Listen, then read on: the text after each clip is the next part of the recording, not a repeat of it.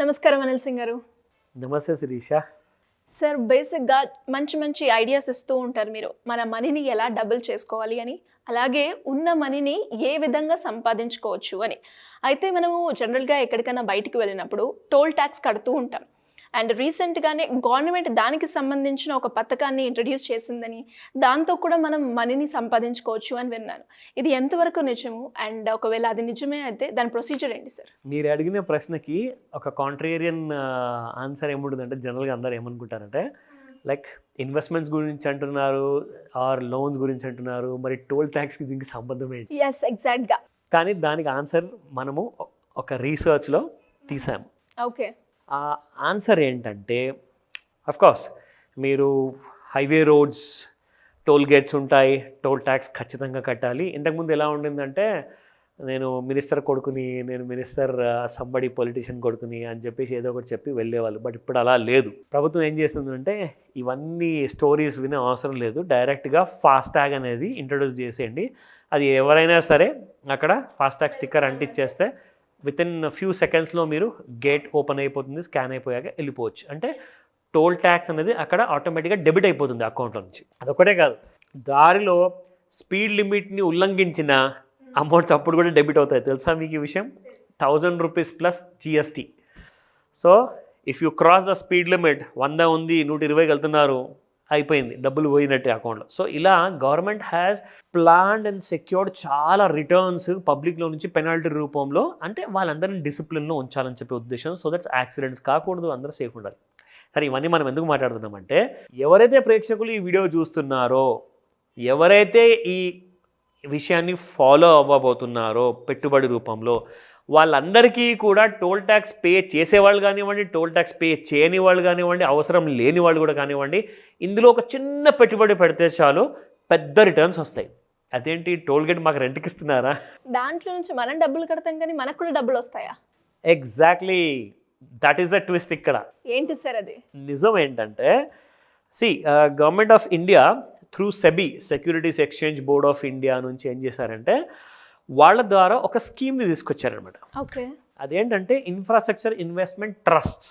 దాన్నే INVIT అంటారు. InvIT అంటే షేర్ మార్కెట్లో ఇన్వెస్ట్మెంట్ చేయాలి అంటే భయమే. అంటే మిగతా వాళ్ళు ఎంతమంది ఏం చేస్తారంటే, వాళ్ళందరూ మ్యూచువల్ ఫండ్స్లో ఇన్వెస్ట్మెంట్ చేస్తారు. సరే, అందులో కూడా వస్తాయి. కానీ దాంతోపాటు మ్యూచువల్ ఫండ్లు కూడా కాస్తంత అప్స్ అండ్ డౌన్స్ ఉంటాయి కాబట్టి కొంచెం అక్కడ కూడా రిస్క్ ఉంది. కానీ ఇంకా రిస్క్ మనం తగ్గించుకొని కాస్తంత సేఫ్ రిటర్న్స్ మనం తెచ్చుకోగలిగే ఏదైనా ఆప్షన్ ఉందా అంటే ఇన్విట్స్, INVITలో ఇన్వెస్ట్ చేయండి. అంటే ఇవన్నీ కూడా స్టాక్ మార్కెట్లో లిస్ట్ అయిన ఫండ్స్ అన్నమాట. సో ఇందులో కూడా మనము ఇన్వెస్ట్మెంట్ చేస్తే మనకి minimum investment somewhere about 10,000 rupees ఉంటే చాలండి. Maximum sky's the limit. Okay. Yes, you can invest any amount. అయితే ఇందులో మనకి వచ్చేది ఏంటి, వాట్ కైండ్ ఆఫ్ రిటర్న్? సరే, టోల్ గేట్ అన్నాము, రైల్వేస్ ఉన్నాయి, ఇవన్నీ ఇన్ఫ్రాస్ట్రక్చర్లోకి వస్తుంది అనమాట. దాంతోపాటే పవర్ ప్లాంట్స్ ఉన్నాయి. సో గవర్నమెంట్ ఏం చేస్తుందంటే, ఇవన్నిటికీ కలిపేసేసి ఒక ఇన్విట్ అని చెప్పేసి ఒక ఆప్షన్ క్రియేట్ చేసింది. సో ఇన్విట్ ఏం చేస్తుందంటే, ఈ అన్ని గవర్నమెంట్ సెక్టర్లో ఉన్న పెద్ద పెద్ద ఇన్ఫ్రాస్ట్రక్చర్ ప్రాజెక్ట్స్ ఏవైతే ఉన్నాయో వాళ్ళందరూ కూడా ప్రాఫిట్ సంపాదిస్తారు. ప్రాఫిట్ సంపాదించిన తర్వాత వాళ్ళ దగ్గర నుంచి వచ్చిన ప్రాఫిట్ని ఇన్విట్ ఏం చేస్తుందంటే, ప్రతి పెట్టుబడి పెట్టిన వాళ్ళందరికీ కూడా 90% ప్రాఫిట్స్ అనేది పనిచేస్తుంది. 90% ప్రాఫిట్స్ అంటే 1,00,000 కోట్లు ఉంటుందా, 10 లక్షల కోట్లు ఉంటుందా? అఫ్కోర్స్ లక్షల కోట్లలోనే ఉంటుంది. కానీ ఇన్వెస్టర్స్ కూడా అలాగే ఉన్నారు కదా. మరి ఇప్పుడు నేను కానివ్వండి, ఇంకొకరు కానివ్వండి, ఎవరైనా ఇన్వెస్ట్ చేసినా కానీ, మీరైనా కానివ్వండి, అందరు ఇన్వెస్ట్మెంట్ చేస్తుంటారు. కాబట్టి కొన్ని లక్షలాది మంది ఇన్వెస్ట్మెంట్ చేస్తున్నారు ఇన్విట్స్లో. ఇన్వెస్ట్మెంట్ చేసిన వాళ్ళందరికీ కూడా డివిడెండ్ రూపంలో ఈ ప్రాఫిట్ ఇవ్వబడుతుంది అనమాట. అయితే ఎంత వస్తుంది మనకి అప్రాక్సిమేట్గా ప్రతి సంవత్సరము? డిపెండింగ్ అపాన్ యువర్ ఇన్వెస్ట్మెంట్, మీరు సంవత్సరానికి కనీసము 12 నుంచి 15 లక్షల రూపాయలు సంపాదించవచ్చు. అది డిపెండింగ్ అపాన్ యువర్ ఇన్వెస్ట్మెంట్. అంటే 10,000 పెడితే నాకు 15 లక్షలు వచ్చేస్తుందా? అలా కాదండి, ప్రోరేటా బేసిస్ అనమాట. మీరు ఎంతైతే పెట్టుబడి పెడతారో దానికి అనుకూలంగా మీకు అలా రిటర్న్ వస్తుంది. అంటే పర్సంటేజ్ వైజ్గా చెప్తా. ఇప్పుడు మీరు FD పెట్టారనుకోండి, 6%, 5%, ఒకవేళ సీనియర్ సిటిజన్స్ ఉంటే 7%. ఇక్కడ మీకు దాదాపు 14% వస్తుంది. Double. Your returns per annum or double literally. Okay. And somewhere around మీరు కొన్ని మంచి మంచి ఇన్వెస్ట్మెంట్స్ ప్లాన్ చేసుకున్నారనుకోండి, అదే వచ్చిన రిటర్న్స్ని మళ్ళీ రీఇన్వెస్ట్ చేశారనుకోండి, you will make somewhere around 12 to 15 lakhs per annum easily. అది ఎలా, ఆ డీటెయిల్స్ అన్నీ కూడా మనం చెప్పొచ్చు, కాకపోతే ఇది ఒక గంట ఎపిసోడ్ అయిపోతుంది. ఓకే. సో ఏంటంటే ఇట్స్ అ వెరీ ఇంపార్టెంట్ విషయం ఇది. సో ఈ విషయాల్లో ఫస్ట్ ఆఫ్ ఆల్ మనం చెప్పాల్సింది ఏంటంటే, ప్రతి డివిడెండ్ ఏదైతే ఇండివిడ్ ద్వారా ఒక హోల్డర్కి అంటే ఇన్వెస్టర్కి వస్తుందో అది వాళ్ళ సేవింగ్స్ అకౌంట్లో క్రెడిట్ అయిపోతుంది, వాళ్ళ డీమ్యాట్ అకౌంట్లో క్రెడిట్ అయిపోతుంది అనమాట. సో అందులో ఎలా ప్రొసీడ్ అవ్వాలి, ఆ డీటెయిల్స్ అనేది మొత్తం చాలా సింపుల్గా ఉంటుందండి. మీకు ఒక సేవింగ్స్ అకౌంట్ ఉందా, సేవింగ్స్ అకౌంట్ అది government bank, private bank, whatever, no bank no problem అనమాట. సో ఎనీ బ్యాంక్లో మీద ఒక సేవింగ్స్ అకౌంట్ ఉండాలి. మీరు ఎవరి దగ్గర అయినా అదే బ్యాంక్లో మీకు అకౌంట్ ఉంటే మీరు అక్కడే మీరు ఒక డిమాట్ అకౌంట్ కూడా ఆప్షన్ తీసుకోవచ్చు, ఎందుకంటే ఇది ఆప్షనల్ కాబట్టి మీరు అడిగి మరీ తీసుకుంటే మీకు ఇస్తారు. ఒకవేళ మీరు బ్యాంకర్ దగ్గర కాదు, ఒక స్టాండ్ అలోన్ బ్రోకర్ దగ్గర వెళ్తారనుకోండి. స్టాండ్ అలోన్ బ్రోకర్ అంటే ఎవరైతే ఓన్లీ షేర్ మార్కెట్ బిజినెస్లో, ఇన్విట్స్ బిజినెస్లో, బ్రోకింగ్ బిజినెస్లో ఉన్న వాళ్ళు మాత్రమే, అంటే వాళ్ళకి బ్యాంక్స్తో సంబంధం ఉండదు.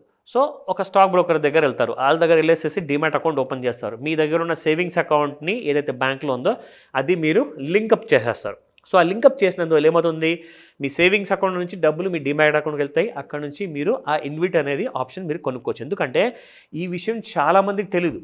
మనం టోల్ ట్యాక్స్ పే చేయడం మాత్రమే కానీ టోల్ గేట్ వాళ్ళ బిజినెస్లో నుంచి మనం కూడా షేర్ పొందగలుగుతామా అన్న విషయం అందరూ ఎవరికి తెలియదు. ఎందుకంటే చాలామంది కసురుకుంటున్నారండి, ఎందుకంటే toll gate prices have increased a lot అనమాట. ఇంతకుముందు ₹1, ₹5, ₹10 వసూలు చేసేటోళ్ళు ఇప్పుడు కొన్ని వందల్లో తీసుకుంటున్నారన్నమాట. సో వాళ్ళ దగ్గర నుంచి కూడా మీరు ప్రాఫిట్ తీసుకోవచ్చు. సో ఇదంతా ఏంటంటే ఎవరికైతే బాగా కోపం ఉందో ఈ టోల్ గేట్స్ మీద కట్టి అసలు విసిగిపోయారో వాళ్ళందరికీ ఇది మంచి ఆప్షన్, ఇమ్మీడియట్గా తీసుకోమని చెప్తాను. నిజంగా ఇంకొక విషయం చెప్తాను, ఇది ఏ కంపెనీ షేర్కి చెందిన షేర్ కాదు ఇది. ఎందుకంటే ఒక కంపెనీ ఎప్పుడైనా మూతపడచ్చు. ఆ కంపెనీ మూతపడింది అనుకోండి, మీ దగ్గర షేర్ వాల్యూ జీరో అయిపోతుంది. జీరో అయిపోయే ఛాన్సెస్ అక్కడుంది, కానీ ఇన్విట్స్ మాత్రం ఎప్పుడు క్లోజ్ అవ్వవు. ఎందుకంటే ఒక దేశంలో, అది భారతదేశం కానివ్వండి, ఏ దేశమైనా కానివ్వండి ప్రపంచంలో, వాళ్ళందరి దగ్గర ఒక ఇన్ఫ్రాస్ట్రక్చర్ ప్రొవైడ్ చేయడానికి గవర్నమెంట్ కొన్ని పాలసీస్ క్రియేట్ చేస్తుంది అనమాట. ఆ పాలసీస్ ప్రకారంగానే క్రియేట్ చేసిన ఇన్విట్ కాబట్టి ఇది ఎప్పటికీ జీరో అవ్వదు. ఎన్ని ఇన్ఫ్రాస్ట్రక్చర్స్, ఎన్ని రోడ్స్, ఎన్ని రైల్వేస్, ఎన్ని పవర్ ప్లాంట్స్, ఎన్ని public sector companies or government infrastructure companies అన్నీ పెరుగుతూ ఉంటాయో అప్పటిదాకా మీకు ఇన్విట్స్ వాల్యూ పెరుగుతూనే ఉంటుంది, జస్ట్ లైక్ బంగారం. ట్రూ. సింపుల్ వర్డ్స్ చెప్పాలంటే బంగారంలోనే మీరు పెట్టుబడి పెట్టారు. అయితే బంగారంలో ఉన్న ఒక చిన్న డిసడ్వాంటేజ్ ఏంటంటే, ఆ బంగారాన్ని ఒకవేళ మీరు ఫిజికల్ రూపంలో కొంటే మాత్రం చాలా ఈజీగా సేల్ చేయలేరు. కానీ ఇన్విట్స్ ఏంటంటే, మీ ఫోన్లో ఉన్న యాప్లో నుంచి మీరు పెట్టుబడి పెట్టేసేసి మీరు ఇమ్మీడియట్గా విత్డ్రా చేయాలన్నా జస్ట్ సెల్ అని బటన్ నొక్కితే ఇమ్మీడియట్గా మీ అకౌంట్లోకి క్యాష్ వచ్చేస్తుంది. So it's a beautiful option. And especially ఎవరైతే టోల్ ట్యాక్స్ పే చేస్తున్నారో వాళ్ళకి ఇది చాలా బెనిఫిట్, చాలా especially travel companies and drivers ఎవరైతే ఉంటారో వాళ్ళకి.